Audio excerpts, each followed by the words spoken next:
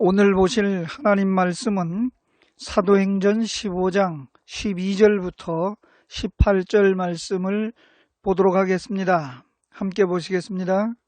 온 무리가 가만히 있어 바나바와 바울이 하나님께서 자기들로 말미암아 이방인 중에서 행하신 표적과 기사에 관하여 말하는 것을 듣더니 말을 마침에 야고보가 대답하여 이르되 형제들아 내 말을 들으라. 하나님이 처음으로 이방인 중에서 자기 이름을 위할 백성을 취하시려고 그들을 돌보신 것을 시므온이 말하였으니 선지자들의 말씀이 이와 일치하도다 기록된 바 이후에 내가 돌아와서 다윗의 무너진 장막을 다시 지으며 또 그 허물어진 것을 다시 지어 일으키리니 이는 그 남은 사람들과 내 이름으로 일컬음을 받는 모든 이방인들로 주를 찾게 하려 함이라 하셨으니 즉 예로부터 이것을 알게 하시는 주의 말씀이라 함과 같으니라. 아멘. 오늘은 예수님께서 다시 오시겠다고 말씀하신 재림에 관하여 말씀을 나누어 보고자 합니다. 방금 읽으신 말씀 사도행전 15장 16절 말씀에 이후에 내가 돌아와서 라는 말씀을 합니다. 이 말씀은 예수님께서 부활 승천하셔서 아버지께로 가셨다가 다시 오시겠다고 말씀하시는 그 말씀입니다. 이후에 내가 돌아와서 그 말씀이죠. 사도행전 1장 11절 말씀을 보겠습니다.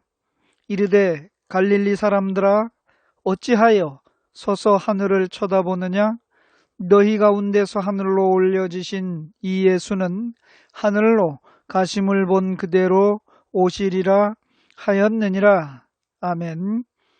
이 말씀은 예수님께서 부활하신 후에 40여일 동안을 이 땅에 제자들 즉 사도들과 함께 하셨다가 이제 승천하시는 그 순간을 이와 같이 기록하고 있는 말씀입니다. 예수님께서 부활 승천하셔서 하나님 우편에 앉아 계시다가 다시 오시겠다라고 말씀하신 대로 이제 예수님이 세상에 다시 오시게 되는데 그것을 재림하신다라고 말씀하죠. 예수님께서 세상에 다시 오시는 이유와 목적이 무엇이겠습니까? 그것은 신랑 되신 예수께서 신부를 데려가시려고 다시 오신다는 것입니다. 요한복음 14장 2절과 3절 말씀을 보겠습니다. 내 아버지 집에 거할 곳이 많도다. 그렇지 않으면 너희에게 일렀으리라. 내가 너희를 위하여 거처를 예비하러 가노니 가서 너희를 위하여 거처를 예비하면 내가 다시 와서 너희를 내게로 영접하여 나 있는 곳에 너희도 있게 하리라. 이 말씀을 예수님께서 하셨습니다. 예수님께서 아버지께로 가셨다가 그곳에서 처소를 예비해서 다시 오시면 예수님이 계셨던 그곳으로 우리 또한 인도해서 그곳에 있게 하시겠다는 말씀이었죠. 신랑 되신 예수님이 신부들을 데리러 다시 오셔서 데리고 하나님 아버지께로 가시겠다는 그런 말씀입니다. 요한복음 14장 18절 말씀입니다. 내가 너희를 고아와 같이 버려두지 아니하고 너희에게로 오리라. 그렇습니다. 예수님은 이 땅에 오셔서 우리의 모든 죄짐을 해결하시고 이제 아버지께로 가셨습니다. 두려워하고 떠는 제자들 앞에서 예수님이 말씀하셨죠. 너희를 고아와 같이 버려두지 아니하고 다시 오시겠다고 말씀하신 것입니다. 이와 같이 신랑 되신 예수께서 신부를 데리러 오시는데 그 신부를 데려가시려는 이유가 무엇입니까? 마태복음 11장 28절, 29절, 30절 말씀을 보겠습니다. 수고하고 무거운 짐진 자들아 다 내게로 오라. 내가 너희를 쉬게 하리라. 나는 마음이 온유하고 겸손하니 나의 멍에를 메고 내게 배우라. 그리하면 너희 마음이 쉼을 얻으리니 이는 내 멍에는 쉽고 내 짐은 가벼움이라 하시니라. 예수님께서 이 땅에 죄악의 짐으로 말미암는 스스로 벗을래야 벗을 수 없는 그리고 그 죄로 정죄하는 율법의 굴레에 매여서 이 무거운 짐을 지고 있는 인생들을 향하여 쉬게 하겠다라고 예수님이 오라고 말씀하십니다. 예수 그리스도에게 오면 무거운 짐을 내려주고 편히 쉬게 해준다라고 하셨습니다. 그리고 그 쉬게 해주신다 라고 하셨는데 그들을 힘든 환난에 빠뜨리게 된다면 그 쉬게 해주시겠다라고 하신 예수님의 말씀은 거짓말이 되는 것이겠죠. 이와 같이 신랑 되신 예수님은 신부들을 환난에 들어가지 않게 하여서 그들의 수고와 짐을 내려놓고 쉬게 하려고 다시 오신다는 것입니다. 그러면 어떻게 해야 그들을 쉬도록 수고와 무거운 짐을 지지 않는 그래서 데려가실 수 있을까요? 그것은 환난이 임하기 전에 신부를 환난이 있는 곳으로부터 빼내야 하는 것입니다. 창세기 5장 24절 말씀입니다. 에녹이 하나님과 동행하더니 하나님이 그를 데려가심으로 세상에 있지 아니하였더라.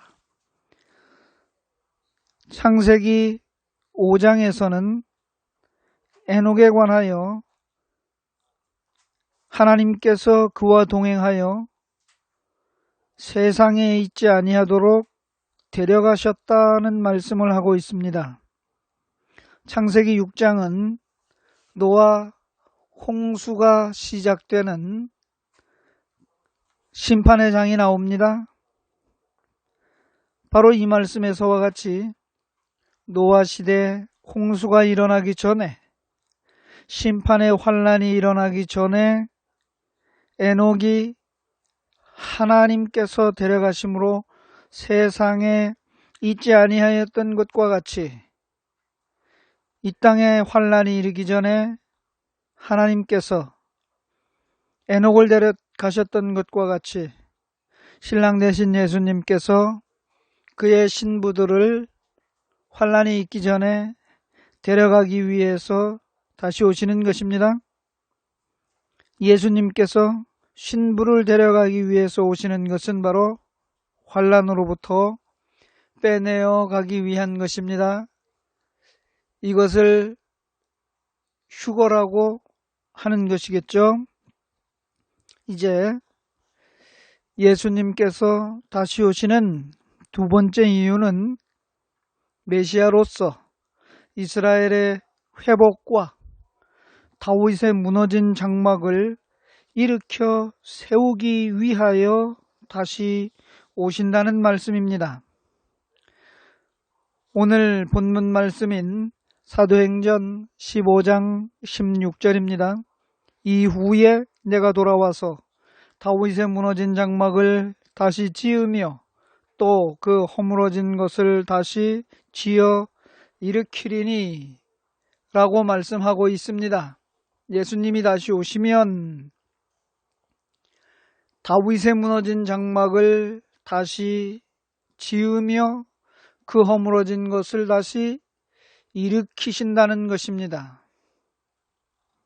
이것은 무엇을 말씀하는 것입니까?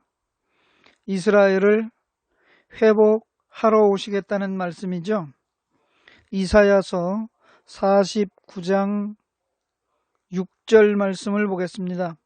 그가 이르시되 내가 나의 종이 되어 야곱의 지파들을 일으키며 이스라엘 중에 보존된 자를 돌아오게 할 것은 매우 쉬운 일이라.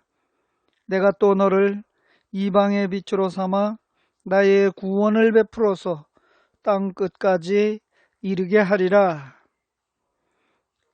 이사야가 이와 같이 예언한 것과 같이 메시아 예수 그리스도께서 이스라엘 중에 보존된 자들을 돌아오게 하신다고 다시 오시겠다는 말씀을 하고 계시는 것입니다.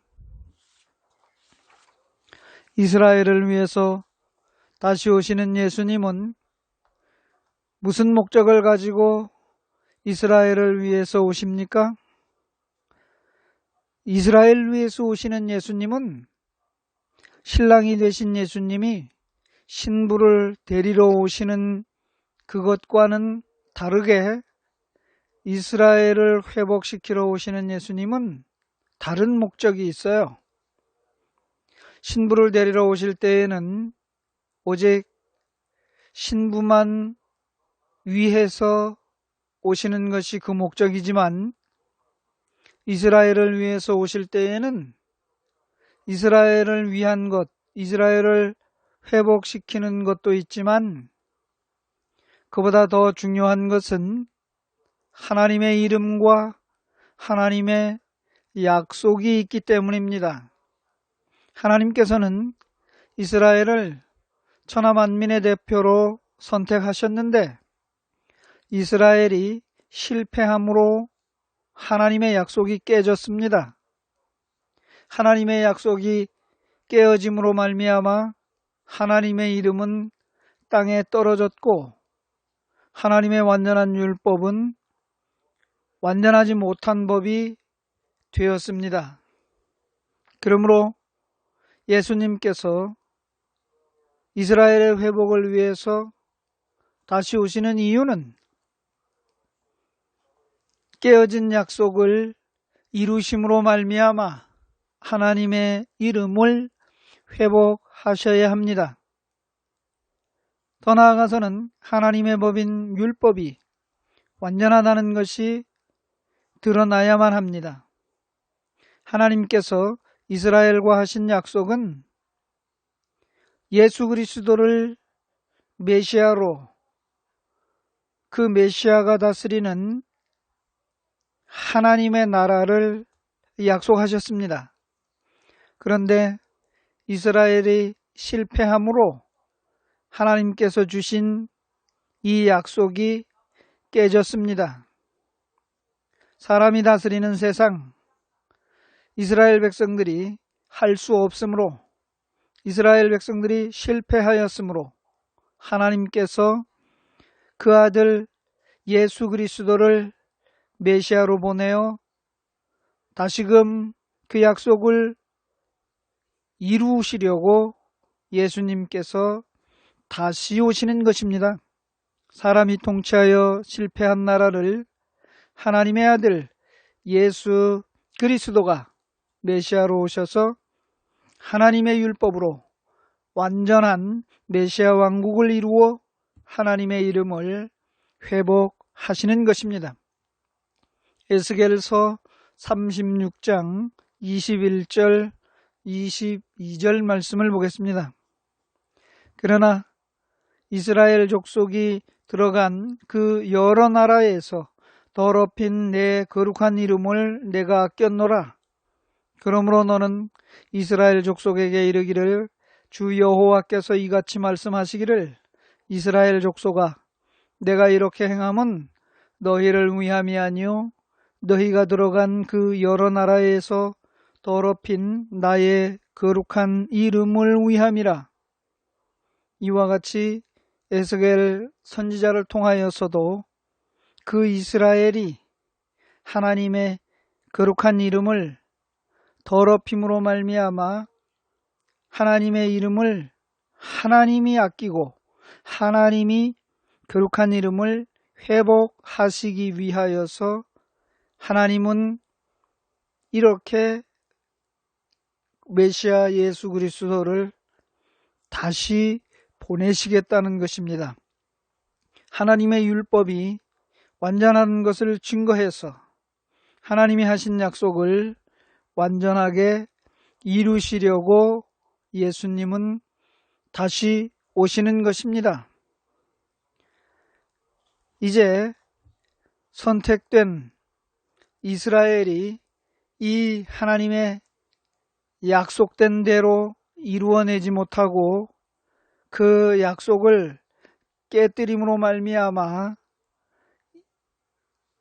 이루어지지 못했던 하나님의 약속과 이루어지지 못했던 완전한 하나님의 말씀인 율법의 완전성을 하나님께서 메시아를 통해서 이스라엘을 회복시켜 주시고 그 약속을 이루어 메시아 왕국을 다 완전하게 이루시는데 여기에는 이제 이스라엘을 무죄한 자로 그냥 두지 않으신다는 말씀입니다. 즉 하나님께서는 이스라엘을 무죄한 자로 여기지 아니하시고 그들에게 실패한 그들의 죄를 물어서 적당한 징계를 하실 것을 말씀하고 있습니다.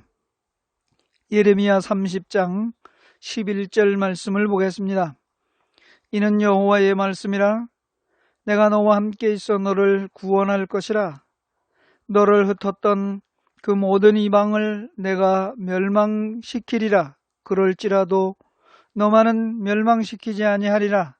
그러나 내가 법에 따라 너를 징계할 것이요 결코 무죄한 자로만 여기지는 아니하리라. 예레미야를 통하여서도 하나님은 이스라엘의 실패에 대하여서 그들을 회복시키지만은 그러나 멸망시키지 아니할지라도 그들은 법에 따라서 징계를 하고 무죄한 자로 여겨주지는 않는다라고 말씀합니다. 역시 예레미야 46장 28절 말씀을 보겠습니다. 여호와의 말씀이니라 내 종 야곱아 내가 너와 함께 있나니 두려워하지 말라. 내가 너를 흩었던 그 나라들은 다 멸할지라도 너는 사라지지 아니하리라. 내가 너를 법도대로 징계할 것이요 결코 무죄한 자로 여기지 아니하리라 하시니라. 이와 같이 하나님께서는 예레미야 선지자를 통해서 이스라엘의 실패에 관한 그들의 죄를 물어서 징계를 하겠다는 것입니다. 그들의 죄를 물어서 징계를 하는 것인데 무슨 이유로 징계하는 겁니까? 그들이 실패한 것인데 무엇 때문에 실패했습니까? 믿지 아니함으로 실패한 것입니다. 따라서 그들에게 징계, 벌을 주는 것은 믿지 아니한 것에 따른 벌을 주는 것이죠. 실패한 것에 대하여 그들이 받아야 되는 징계는 여러 가지 환난을 통해서 나타나게 됩니다. 이것을 7년 대환난이라고도 말을 합니다. 왜 이와 같이 7년 대환난이라고 말하는지, 그리고 이런 환난을 통해서 누가 환난을 받는지, 또 이 환난을 통해서 누가 구원에 이르는 회복을 받게 되는지에 대해서 다니엘서 72회를 통해서 다시 한번 말씀을 살펴보도록 하겠습니다. 이제 오늘의 말씀을 결론을 맺습니다. 예수님께서 세상에 다시 오시는 이유가 무엇입니까? 신부를 데려가기 위해서 오시는 것입니다. 예수님이 다시 오시는 것은 신부를 그 환난으로부터 빼내어 데려가기 위해서 오시는 것이죠. 이것을 사도 바울은 오시는 그 신랑 되신 예수님 공중에 재림하시면 공중으로 들려 올라가서 예수님을 영접하게 된다고 말씀합니다. 이것을 휴거라고 말씀하죠. 그리고 예수님께서 세상에 다시 오시는 이유는 실패한 이스라엘을 회복하러 오시는 것입니다. 약속하신 완전한 메시아 왕국을 이루어서 하나님의 이름을 회복하시러 오시는 것입니다. 그 약속의 말씀인 하나님의 법, 율법이 완전하다는 것을 나타내러 오시는 것이 바로 예수님께서 다시 오시는 이유인 것입니다. 이와 같이 신부가 환난을 당하지 아니하도록 데려가시기 위해서 다시 오시는 신랑 되신 예수 그리스도를 영접하는 신부들이 다 되시기를 바랍니다.